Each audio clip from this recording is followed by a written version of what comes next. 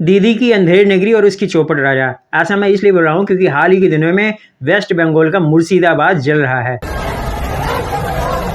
मुर्शिदाबाद के अंदर अराउंड 10 दिनों से प्रोटेस्ट चल रहा है वक्फ अमेंडमेंट एक्ट 2025 के अगेंस्ट में।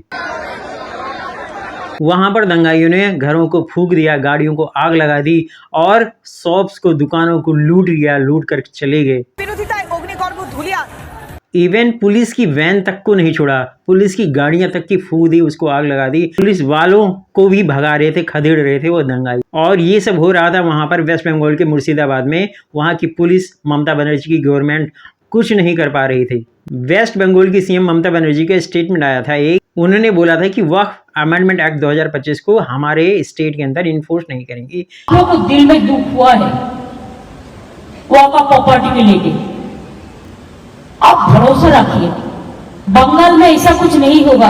इसके बाद दंगाइयों ने और उधम मचाया जिसके अंदर 3 लोगों की जान चली गई और बहुत सारे लोग घायल हैं। हजारों की तादाद में लोग मुर्शिदाबाद को छोड़कर जाने लगे, वहां से पलायन करने लगे डर की वजह से कि उनके घरों को फूंक दिया जा रहा था, उनको खदेड़ा जा रहा था, मुर्शिदाबाद से भगाया जा रहा था। इसलिए वो लोग पलायन करके जाने लग गए।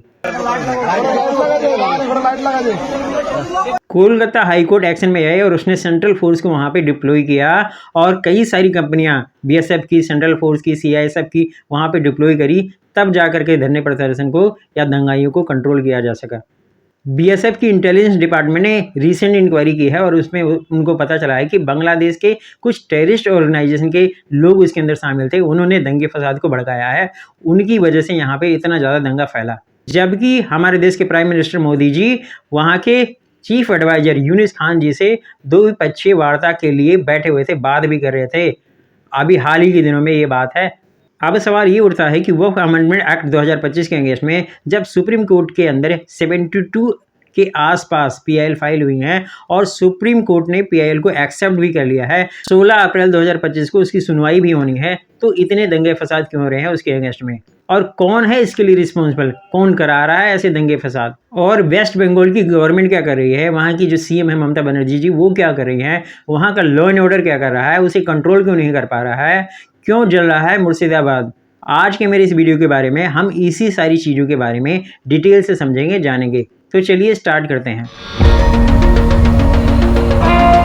वेस्ट बंगाल का मुर्शिदाबाद डिस्ट्रिक्ट बांग्लादेश और मैं बता दूं पाकिस्तान के बॉर्डर एरिया से सटा हुआ है। वहाँ पे अराउंड 6 से 7 किलोमीटर का एरिया बॉर्डर एरिया लगता है जो बांग्लादेश और पाकिस्तान के बॉर्डर एरिया से टच करता है। यहाँ पर अराउंड 70% मुस्लिम आबादी है और 33% के आसपास अदर रिलीजन के लोग रहते हैं, यानी कि मैं बता दूं आपको हिंदू लोग रहते हैं। 8 अप्रैल 2025 से जब से वक्फ अमेंडमेंट एक्ट 2025 इन्फोर्स हुआ है हमारे देश के अंदर, तभी से लेकर करके मुर्शिदाबाद यानी कि बांग्लादेश का मुर्शिदाबाद जल रहा है। वहाँ पे लोगों के घर को फूका जा रहा है, लोगों को खदेड़ा जा रहा है, उनको मारा जा रहा है। जैसे कि मैंने आपको बताया है, इसमें 3 लोगों की जान चली गई है और कई सारे लोग घायल हुए हैं। अराउंड 200 लोगों को अरेस्ट किया है वहाँ की लोकल पुलिस ने, वेस्ट बंगाल की पुलिस ने।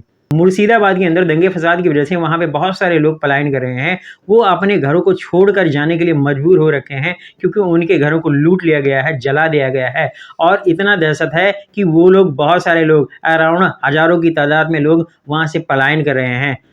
आप इस माता जी को देखो, इनके घर को फूंक दिया है, इनके शॉप को जला दिया है। अब इनके पास रहने के लिए और दुकान चलाने के लिए कुछ नहीं बचा है। इनकी कैसी हालत है आप देखिए। কি হয়েছে আপনাদের সাথে?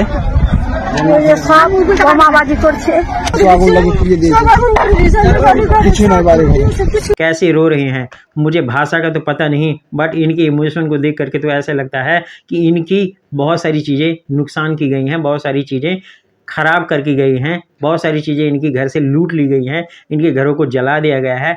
ऐसा किया जा रहा है मुर्शिदाबाद के अंदर दंगाइयों ने किया है। यहाँ तक कि मैं बता दूं वहाँ पे बाटा शोरूम के, यानी कि बाटा शोरूम जो जूते का शोरूम है, उस तक को लूट लिया उन लोगों ने, दंगाइयों ने। ওয়াকফ আইনের বিরোধিতায় অগ্নিকর্ম ধুলিয়ানের একটি দোকানে তাণ্ডব, দোকানে ভাঙচুর, দোকানে জিনিসপত্র লুটপাট করা হয়। और ऐसे बहुत सारे हैं जो लोग वहाँ पे रो रहे हैं, वहाँ पे बिलख रहे हैं और मजबूर हैं वो जाकर के किसी और जगह पे, सेफ जगह पे जाकर करके शरण ली है। किसी स्कूल के अंदर उन्होंने जा कर के शरण ले रखी है, वहाँ पे रह रहे हैं वो लोग। इतने डरे हुए हैं मुर्शिदाबाद के लोग, हिंदू लोग, जो वहाँ पे पलायन कर रहे हैं। जैसे कि आपने वीडियो वगैरह में देखा है और सुना ही है। अब मैं बता दूं आपको, लैंग्वेज भले ही नहीं समझ में आए क्योंकि वो बांग्ला लैंग्वेज वगैरह बोल रहे हैं, बट मैं बता दूं आपको, उनके रोने के इमोशन को देख करके आपको भी लगेगा हाँ सचमुच में ऐसा हो रहा है। ये रियलिटी है, मैं बता दूं आपको, ये हाल है वहाँ पे मुर्शिदाबाद के अंदर। क्योंकि वहाँ पे पॉपुलेशन 70% मुस्लिमों के ज़्यादा है, इसकी वजह से वो लोग हिंदुओं के ऊपर हावी हैं, वहाँ पे अदर रिलीजन के ऊपर हावी है। इसकी वजह से वो लोग बहुत ही ज़्यादा वहाँ पे धरने प्रदर्शन कर रहे हैं और वो उग्र हो रखा है। जब वेस्ट बंगाल की गवर्नमेंट और वहाँ की लॉ एंड ऑर्डर कुछ नहीं कर रही, कुछ एक्शन नहीं लिया इस धरना प्रदर्शन के अगेंस्ट के अंदर, इस दंगे फसाद के अगेंस्ट में, तब जाकर के कोलकाता हाई कोर्ट को आगे आना पड़ा। उन्होंने सेंट्रल फोर्सेस को डिप्लॉय किया वहाँ पर और कई सारी बीएसएफ की कंपनियां लगा दी वहाँ पे, सीआईएसएफ की कंपनियां लगाई, तब जा करके वहाँ पे कंट्रोल हो पाया ऐसा प्रोटेस्ट। अदरवाइज मैं बता दूं आपको, आज की डेट में भी बहुत ही ज़्यादा बुरा हाल हो रखा है वहाँ पे मुर्शिदाबाद के अंदर। बीएसएफ की इंटेलिजेंस ने इंटरनल इंक्वायरी की है और उनको पता चला है कि बांग्लादेश का टेररिस्ट ऑर्गेनाइजेशन इसके अंदर बहुत ही ज़्यादा शामिल है, इन्वॉल्व है। उसी ने ही लोगों को भड़काया है, वहाँ पे दंगाइयों को उग्र किया है। जैसे कि मैं बता दूं आपको जमाते उल मुजाहिदीन बांग्लादेश, ये एक टेररिस्ट ऑर्गेनाइजेशन है, ये बांग्लादेश के अंदर एक्टिव है।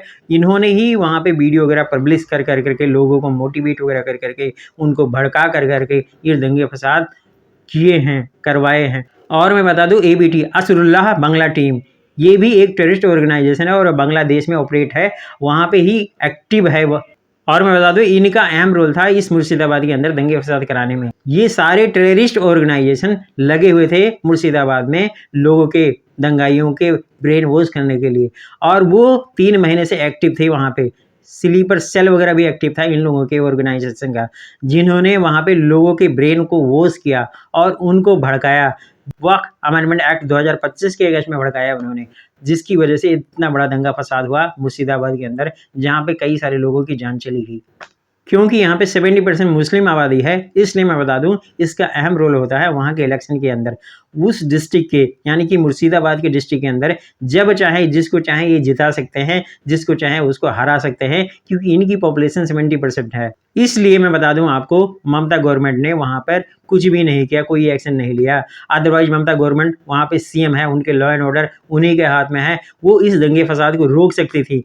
अगर वो इनिशियल स्टेज पे कार्रवाई करती, पहले ही एक्शन ले लेती, तो ऐसा दंगा फसाद नहीं होता, लोग वहाँ पे पलायन नहीं करते, लोगों के शॉप और दुकानों को लूटा नहीं जाता, घरों को जलाया नहीं जाता, अगर ममता की गवर्नमेंट वहाँ पे एक्शन लेती। कहीं ना कहीं मैं बता दूं आपको, लॉ एंड ऑर्डर फेल हो गया, जिसकी वजह से कोलकाता हाई कोर्ट को भी आगे आना पड़ा और उसने एक्शन लिया, तब जा करके वहाँ पे धरने प्रदर्शन को, दंगे फसाद को रोका जा सका। अगर मुर्शिदाबाद के अंदर 70% मुस्लिम आबादी है और वहाँ पे 30% के आसपास हिंदू आबादी रहती है, तो यहाँ पे माइनॉरिटी कौन है भाई? 30% अगर वहाँ पे हिंदू रहती है तो माइनॉरिटी तो वही है। बट मैं बता दूं आपको, ममता दीदी क्या बोल रही हैं यहाँ पे स्टेटमेंट में, देखिए वो बोल रही हैं यहाँ पर माइनॉरिटी 33% है कोलकाता के अंदर, तो क्या मैं यहाँ से भगा दूं क्या उनको? लोगों को हम एक बात कहते हैं, देखिए आप लोग को दिल में दुख हुआ है, बट इसका उल्टा हो रहा है। वहाँ पे मुर्शिदाबाद से 30% जो माइनॉरिटी की रूप में अभी काउंट की जाती है, जो हिंदू लोग हैं वहाँ पे, अदर रिलीजन के लोग हैं, उनको भगाया जा रहा है, उनको खदेड़ा जा रहा है, उल्टा हो रहा है। दीदी की स्टेटमेंट के अगेंस्ट में हो रहा है ऐसा। इतिहास गवाह है, हमारे देश के अंदर वोट बैंक की राजनीति के चलते बहुत सारे लोगों के, गरीबों के घरों को तोड़ा जाता है, गरीबों को उन्हीं के घर से उनको खदेड़ा जाता है, उनको भगाया जाता है, उनको अपने ही देश के अंदर सेफली जीने नहीं दिया जाता। ये वोट बैंक की ही राजनीति होती है। हर पॉलिटिशियन, पॉलिटिकल पार्टियां जितनी भी हैं, वोट बैंक की राजनीति करते हैं अपने स्वार्थ के लिए, और ऐसे धर्म के ठेकेदार भी हैं जो दंगाइयों को भड़काते हैं अपने स्वार्थ के लिए, धड़का करके दंगे फसाद करते हैं, उनको किसी भी के अगेंस्ट में प्रोटेस्ट करने के लिए उकसाते हैं और फिर वो दंगे फसाद करते हैं। फिर ऐसे मुर्शिदाबाद जैसे जल रहा है, ऐसे हादसे होते हैं हमारे देश के अंदर। वैसे तो मैं बता दूं आपको, सभी को हमारे देश के अंदर बोलने की आज़ादी है, किसी के अगेंस्ट में प्रोटेस्ट करने की आज़ादी है, धरना प्रदर्शन की आज़ादी है, बट इसका मतलब ये थोड़ी ना है कि आप घरों को लूट लो, घरों को आग लगा दो, गाड़ियों को फूंक दो, लोगों को मार कर उनके ही घरों से उनको खदेड़ा जाए। ऐसा कहाँ का लॉ कहता है, ऐसा कहाँ का लॉ एंड ऑर्डर कहता है, ऐसा कहाँ का कानून कहता है भाई किसी के घरों को जला करके उन्हीं के घरों से भगा दिया जाए, उनके सामानों को लूट लिया जाए, उनके पैसों को लूट लिया जाए, उन्हीं के घरों से बेघर कर दिया जाए। ऐसा कौन सा कानून है जो राइट देता है? मैं बता दूं आपको दोस्तों, मैं बता दूं आपको, किसी भी अदर रिलीजन का, चाहे वो किसी भी रिलीजन का हो, चाहे जो भी धर्म का हो, सभी के धर्मों की रिस्पेक्ट करनी चाहिए, सभी के लोगों की रिस्पेक्ट करनी चाहिए, सब लोगों की रिस्पेक्ट करनी चाहिए, सबका सम्मान करना चाहिए, सभी को आज़ादी है बोलने की, बात अपनी रखने की, कुछ करने की, सही से सेफली जीने की। इसलिए सबको जीने दें और ऐसे दंगे फसाद ना करें। प्रोटेस्ट करने का और भी तरीका है। जब सुप्रीम कोर्ट में सुनवाई हो रही है, 3 जजों की बेंच उसकी सुनवाई कर रही है, फिर इतने सारे प्रदर्शन करने की क्या ज़रूरत है? दंगे फसाद करने की ज़रूरत ही नहीं है, मैं बता दूं आपको। अगर ये मेरा वीडियो आपको पसंद आया हो तो please subscribe my channel and thank you for watching मी। जय हिंद, जय भारत।